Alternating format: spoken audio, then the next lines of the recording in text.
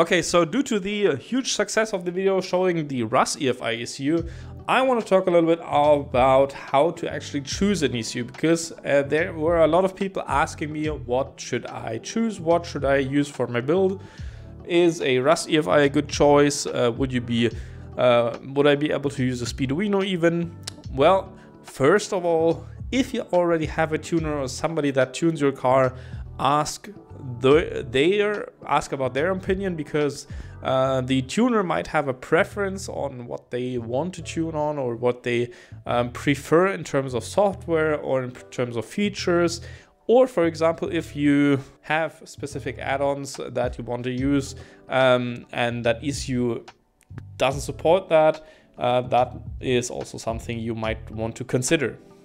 If you are going to tune it yourself, or you don't have a tuner or whatever, and you just want to choose a ECU that fits your build, what things do you want to consider? First of all, it is the main thing, basically, how many cylinders is your build gonna have? Is it a V8? Is it a 4-cylinder, a 6-cylinder? Because the reason for that is, while yes, even a Speeduino ECU with 4 spark outputs and 4 ignition output, 4 injector outputs will be able to handle a V8 without much issue.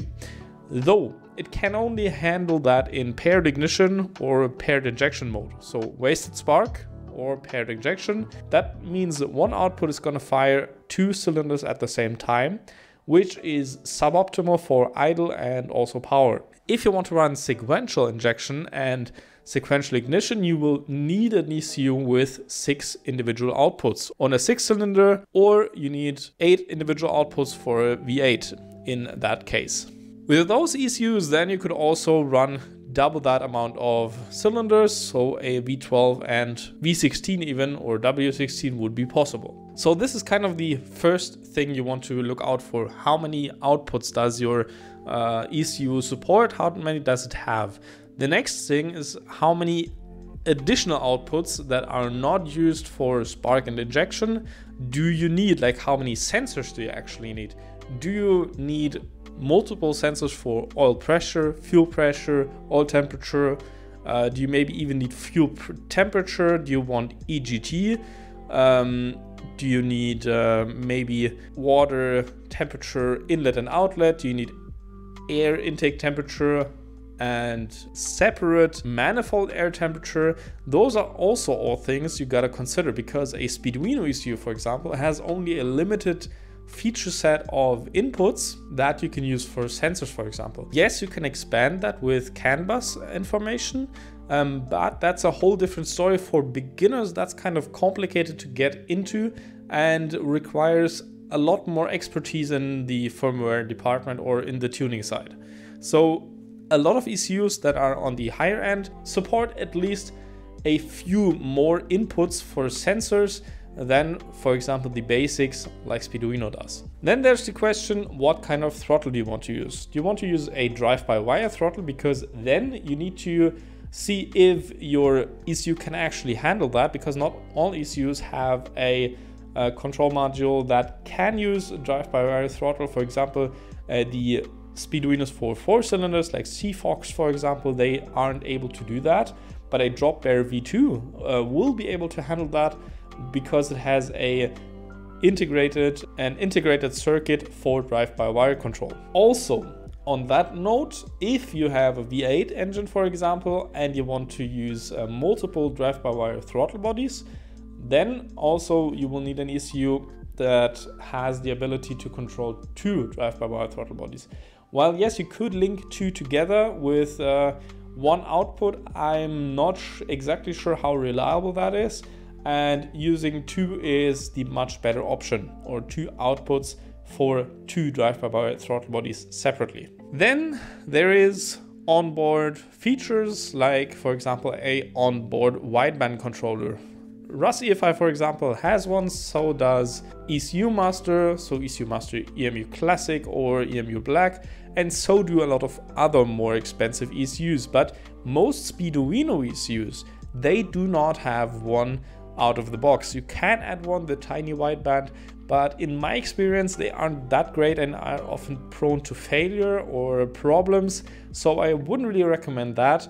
And then you would have to buy a separate gauge with a controller, or rather the controller is most times integrated into the gauge, but that has to be bought separately. It is another 250 or so USD.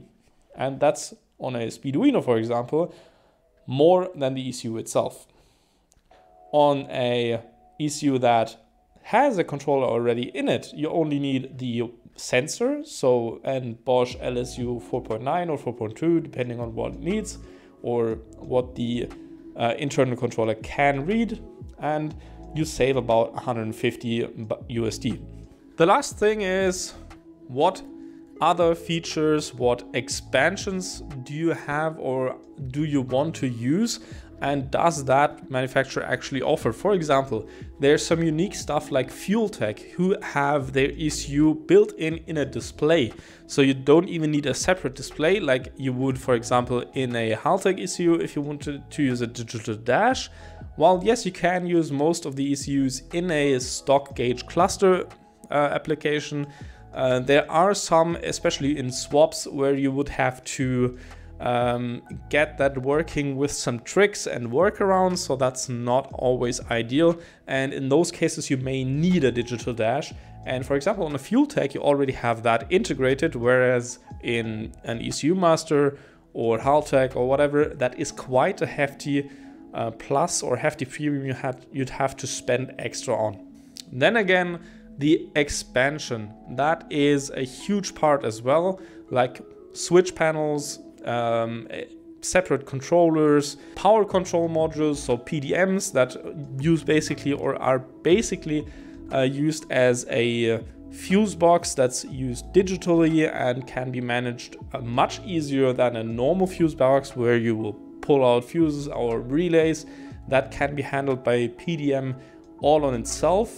So those are things that some manufacturers offer that work together with their ECU series. So for example, Haltech does that, ECU Master does that, and some others probably also do.